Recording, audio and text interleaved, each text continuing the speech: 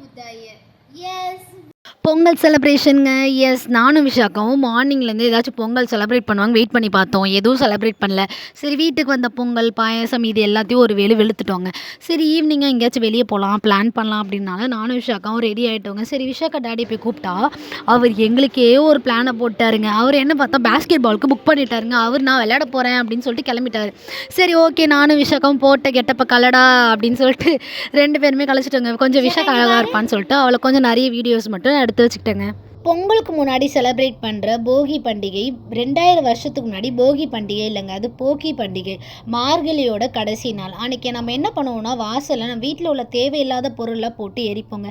அப்போ மனசில் உள்ள நம்ம கெட்ட எண்ணங்கள், தேவையில்லாத விஷயங்கள், நம்ம பட்ட கஷ்டங்கள் இது எல்லாத்தையும் போட்டுட்டு தை மாதத்தை ஒரு புதிய நாளாக நம்ம வாழ்கிறது தாங்க இந்த போகி பண்டிகையை செலிப்ரேட் பண்ணுறோம். நெக்ஸ்ட்டு மறுநாள் தாங்க நம்ம பொங்கல் செலிப்ரேட் பண்ணுறோம். ஸோ பொங்கல் செலிப்ரேஷன் அறுவடை திருநாள்னு சொல்லலாம், தை நீராடல்னு சொல்லலாங்க. ஆடி மாதம் பயிரிட்டு அதை அறுவடை செஞ்சு தை மாதத்தில் அதோட பலனை எதிர்பார்க்கறதாங்க அறுவடை திருநாள்னு சொல்கிறாங்க.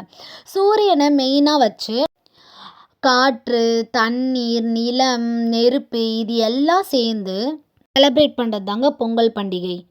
மாட்டுப்பொங்கல் மார்னிங் இவங்க எதாவது செலிப்ரேட் பண்ணுவாங்கன்னு பார்த்தேன். வழக்கம் போல் இவங்க எதுவுமே பண்ணலை. சரி, ஈவினிங்கும் எந்த பிளானும் இல்லை. சடனாக என் மம்மியோட ஃப்ரெண்டோட டாக்டர் வந்திருந்தா. அவள் அக்கா எனக்கு 2-3 ட்ரெஸ் எடுக்கணும், கொஞ்சம் கூட வரீங்களான்னு கேட்டிருந்தா. சரி, விஷாக்கா கூட்டிகிட்டு கிளம்பிட்டோங்க சரவணா ஸ்டோர். எனக்கு என்ன டவுட்னா மாட்டுப்பொங்கல் அப்போ கூட சரவணா ஸ்டோர் செம்ம கூட்டமாக இருந்துச்சுங்க. சரி, ஓகே அப்படின்னு சொல்லிட்டு அங்கே போய்ட்டு அவள் பர்ச்சேஸ் பண்ணிகிட்டு இருந்தா. விஷாக்கா அங்கே அந்த கண்ணாடியெல்லாம் பார்த்துட்டு அவள் செம்மையாக என்ஜாய் பண்ணாங்க. மாட்டு பொங்கலோட மெயின் ரீசன் என்ன பார்த்தீங்க அப்படின்னா, அறுவடை செஞ்சு அதோட பலனை அனுபவிக்கிற நம்ம அந்த அறுவடைக்கான முக்கியமான ரீசன் யார் அப்படின்னு பார்த்தீங்கன்னா மாடு தாங்க.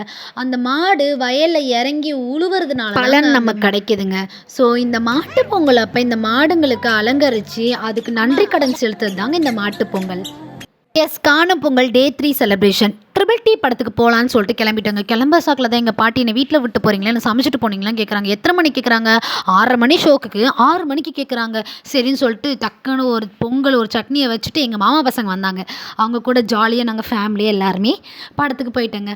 படத்தில் பக்கத்து வீட்டுக்காரங்க கூட ஈகோவால் ஒரு வீட்டில் ஒரு கல்யாணம் எப்படி நடக்கிறது தாங்க ஸ்டோரியே. ஆனால் இங்கே என்னென்னா ரியாலிட்டியில் இப்படி பக்கத்து வீட்டுக்காரங்களாலலாம் இவ்வளோ பெரிய பிரச்சனைலாம் வராதுங்க. நம்ம சொந்தக்காரனால பிரச்சனை வரும், இல்லைன்னா மாப்பிள்ளை வீடு பொண்ணு வீடுன்னு பிரச்சனை வருங்க.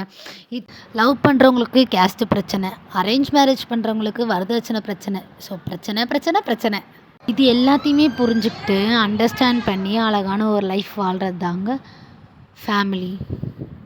நாங்கள் எல்லாருமே ஃபேமிலியாக இந்த படத்தை என்ஜாய் பண்ணிவிட்டு சரி, ஓகே, எல்லோரும் வாங்க சாப்பிட போகலாம். நெக்ஸ்ட்டு எங்கே தானே சாப்பிட கிளம்பிட்டோம். சாப்பாடு வர கேப்பில் நானும் விஷாக்காவும் ஃபோட்டோ எடுத்தேங்க. நான் எப்படி ஃபோட்டோ எடுக்கிறேன்னு விஷாக்கா பார்த்துட்டு நான் என் பாப்பா கிட்ட பேசுகிற கேப்பில் அவளை ஃபோட்டோ எடுத்துக்கிட்டாங்க. அந்த ஃபோட்டோவில் அவள் அழகாக இருந்ததுனால அந்த ஃபோட்டோவையும் நான் இதில் ஆட் பண்ணிட்டேங்க. இவ்வளோதான், நாங்கள் எல்லாருமே எங்களுக்கு பிடிச்சதை சாப்பிட்டு நாங்கள் அங்கேருந்து கிளம்பிட்டோம். Finally we happily enjoy the day. உங்கள் எல்லாரோட சப்போர்ட்டுக்கு தேங்க்யூ.